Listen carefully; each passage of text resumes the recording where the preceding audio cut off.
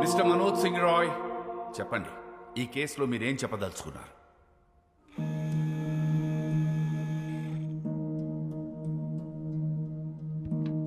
వాసుదేవే శ్యామ్ సింగ్ రాయ్, నా తమ్ముడు శ్యామ్ బాబు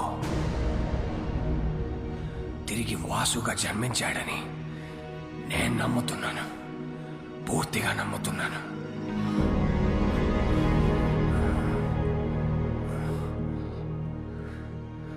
అతనే Shyam Singh Roy.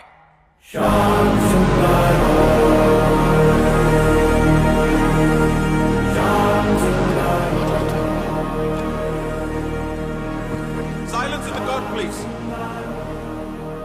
Please, thank you. Pardon me, Your Honor. Mr. Roy, వాసుదేవే Shyam Singh Roy అని 45 years బ్యాక్ మీ తమ్ముడు చనిపోయాడే, వాడు ఇప్పుడు మళ్ళీ తిరిగి పుట్టాడని 85 years ఉన్న మీరు చెప్తున్నారు, మీరు నమ్ముతున్నారు. ఫైన్. కానీ ఇదే విషయం నేను, జడ్జ్ గారు, కోర్టు, ఈ పబ్లిక్ వీళ్ళందరూ ఎందుకు నమ్మాలి? Can you give me one good reason why? Vasu Shyam Singh Roy stories copy కొట్టలేదనడానికి మీ దగ్గర ఎవిడెన్స్ ఏదైనా ఉందా? శ్యామ్ సింగ్ రాయ్ వాసుదేవ్గా మళ్ళీ తిరిగి పుట్టాడనడానికి మీ దగ్గర సాలిడ్ ప్రూఫ్ ఏదైనా ఉందా? I'm asking you mister Roy, please tell me. The court wants to now. ఉంది, ప్రూఫ్ ఉంది. నాతోనే అంతమవుతుందనుకున్న నిజాన్ని, సింగారాయ్ కుటుంబపు విషపు కోణాన్ని ఒకరు కోర్టులో బయట పెట్టారని తెలిసిన తర్వాత నా కాళ్ళు చేతులు ఆడలేదు.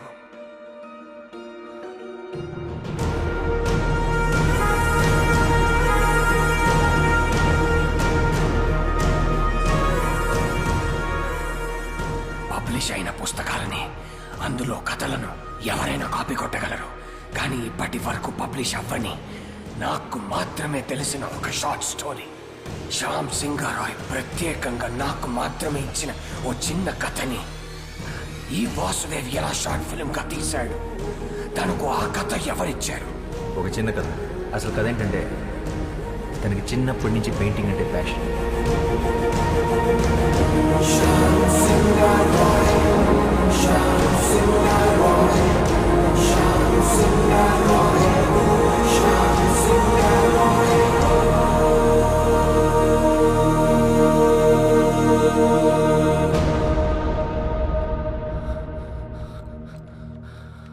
శ్యామ్ తన స్వదస్తురితో నాకు మాత్రమే ఇచ్చిన ఈ కథ.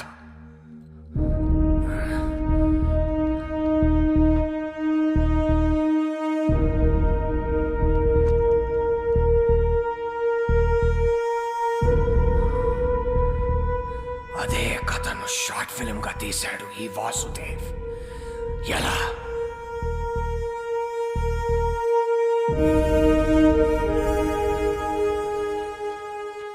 As chairman of SR publishers నేను ఈ కేసుని విత్డ్రా చేసుకుంటున్నాను.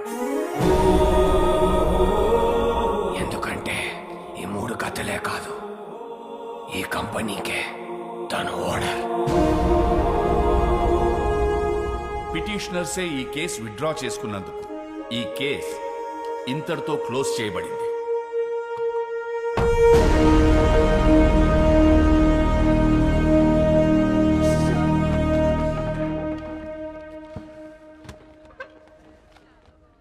నేను ఓడిపోలేదు, కానీ నువ్వు గెలిచావు. Good job. I'll see you in court again. All the best.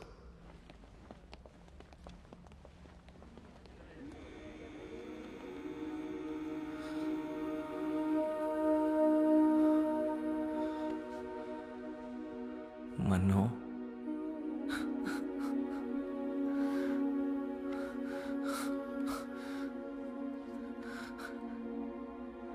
నన్ను క్షమించరా శ్యాంబాబు, నేనే నిన్ను చంపుకున్నాను. అన్నయ్యలు అంత పని చేస్తారని నిజంగా నాకు ఆ రోజు తెలియదురా. కానీ నువ్వు మొండోడివిరా, అందుకే మళ్ళీ జన్మించావు.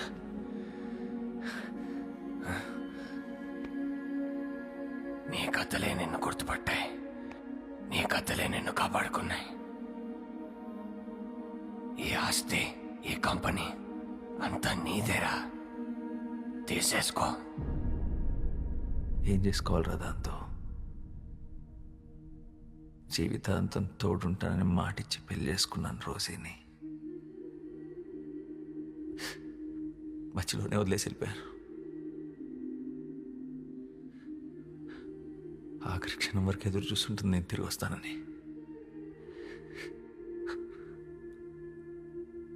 మళ్ళీ ఎందుకు పుట్టాను కూడా అర్థం కావట్లేదురా.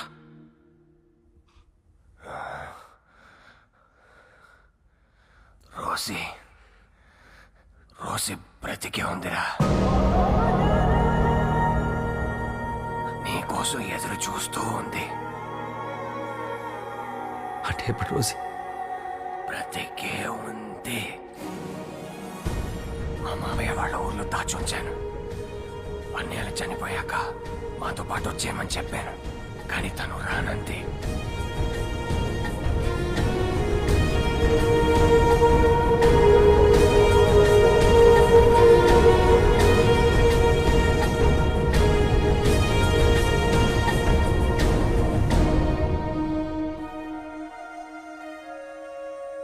తన సంకల్పం గొప్పదిరా. అందుకే నువ్వు మళ్ళీ జన్మించావు.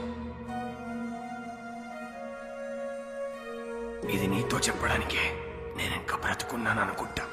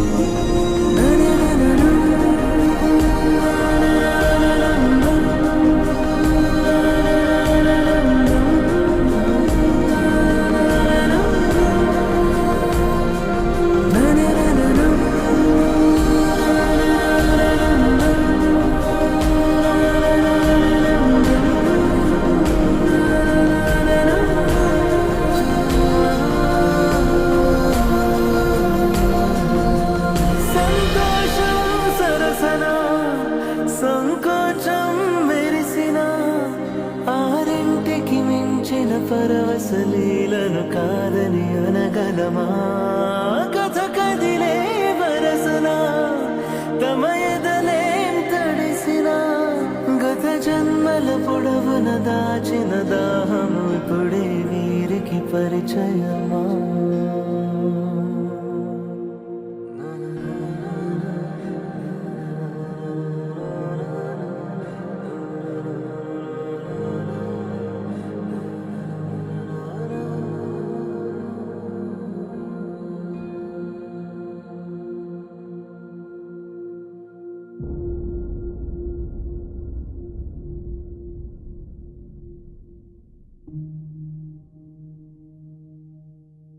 ఇలా ఒక అమావాస్య రోజు నీ ఒడిలో పడుకొని నిన్నే చూస్తూ మా మీద చిరునవ్వుతూ చనిపోవాలనుంది. అదే నా ఆఖరి కోరిక.